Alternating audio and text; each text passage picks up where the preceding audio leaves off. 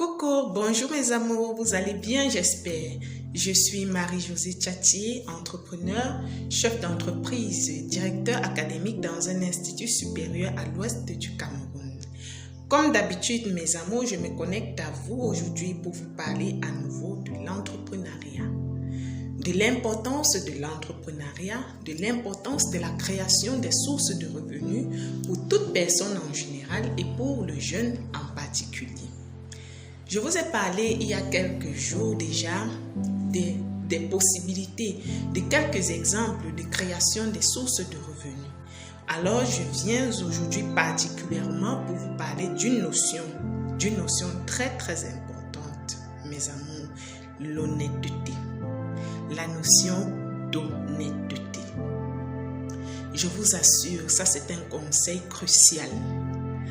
Avant même de penser à mettre ses services, n'est-ce pas, à la disposition de son prochain, avant même de penser à créer une ou des sources de revenus, il est important que chacun soit de manière très très personnelle, de manière très très fondamentale, honnête. Je vais vous présenter quelques exemples. Malheureusement, je vais vous présenter quelques exemples de malhonnêteté. Il y a des jeunes qui sont recrutés quelque part. Pourquoi? Parce qu'ils viennent, n'est-ce pas, ils vous saisissent, ils disent « Tonton, tata, j'ai des diplômes, je n'ai pas assez de moyens.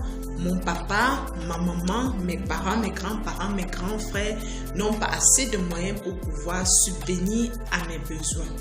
Par conséquent, je voudrais travailler avec toi. » Ces jeunes-là, que ce soit la jeune fille ou le jeune garçon, vient pleurer devant vous, vient vous proposer ciel et terre, n'est-ce pas?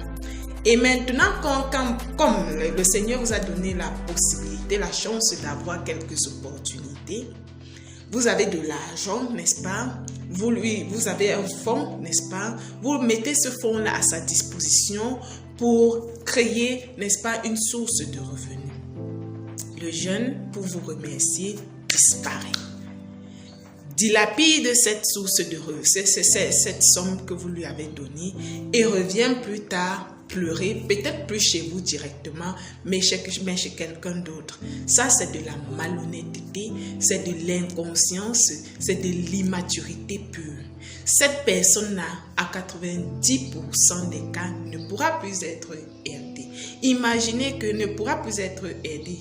Imaginez que si vous avez été victime, n'est-ce pas, d'une arnaque de la sorte ou alors d'un abus de confiance de la sorte et que ce jeune-là se refait à nouveau à quelqu'un d'autre que vous connaissez, vous direz certainement à cette personne-là, fais attention parce que à X ou à Y, j'avais remis de l'argent et il a dilapidé cet argent. Il n'a pas utilisé cet argent pour de bonnes fins. Je prends un autre exemple, n'est-ce pas? Un jeune qui est agriculteur, qui a fait des études en agronomie, à la fin de sa formation, il n'a pas, n'est-ce pas, des possibilités de subvenir à ses besoins. Par conséquent, vous avez une parcelle de terre, vous mettez cette parcelle de terre à sa disposition, vous lui donnez de l'argent pour acheter des intrants, des semences et autres. Voilà. Vous mettez à sa disposition des fientes, du moins tout ce qui concourt, n'est-ce pas, à faire qu'une plante germe dans de bonnes conditions. Vous l'aidez même dans la conduite des travaux.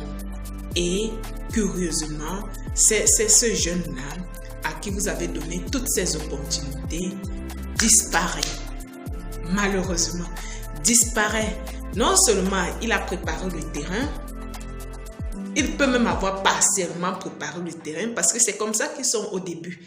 Ils viennent là le premier jour, le deuxième jour, ils donnent l'impression de quelqu'un qui est conscient, de quelqu'un qui travaille. Il prépare le terrain.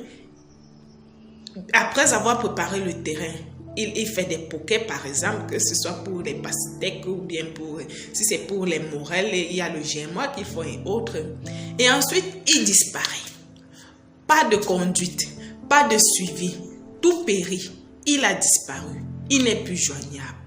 Alors, pour quelqu'un que vous avez aidé comme ça, et qui a disparu, qui a été très très inconscient, très très immature, comment l'aider à nouveau? Or, avec ce champ, avec cette parcelle, avec des cultures qu'il a mises sur cette parcelle-là, il pouvait avoir beaucoup d'argent au point de pouvoir multiplier davantage ses sources de revenus. Gagner la confiance de vous qui lui avez donné cette opportunité-là et multiplier davantage ses sources de revenus. Voilà, c'est malheureux. Je vais prendre un autre cas. Une jeune fille qui vient avec son enfant, qui pleure. Le papa de l'enfant m'a abandonné avec l'enfant. Je n'ai même pas de l'argent pour acheter une couche jetable pour l'enfant. Je n'ai même pas d'argent pour m'acheter même de quoi manger de manière personnelle. À plus forte raison, l'enfant. Et voilà, vous ouvrez par exemple une boutique, vous la mettez là. Elle vous promet si elle était, je vais travailler, je vais faire ceci, je vais faire cela. Elle travaille un jour, elle arrive à l'heure. Vous lui dites peut-être que le travail commence à 8 heures et s'achève à 15 heures. Un jour, le premier jour, elle vient à l'heure. Le deuxième jour, elle vient à l'heure. Le troisième jour, elle commence à arriver à 12 heures. Le bébé chauffait, le bébé ceci, le bébé cela.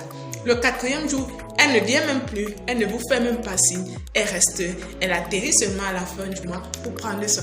Comment aider ce genre de personnes?